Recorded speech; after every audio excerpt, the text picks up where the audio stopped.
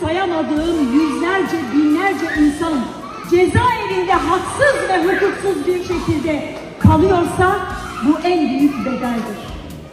Bugün Türkiye'de siyaset yapma yolu tıkatılarak insanlar sürgüne gelmek zorunda kalıyorsa bu en büyük bedellerden bir tanesidir. Biz Figen Yüksekdağ'a söz verdik.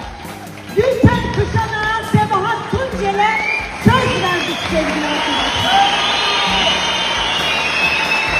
Hiç kimse bizi bildiğimiz bu yoldan asla ve asla geri döndüremeyecek. Cemliye limana mutlaka ulaştıracak.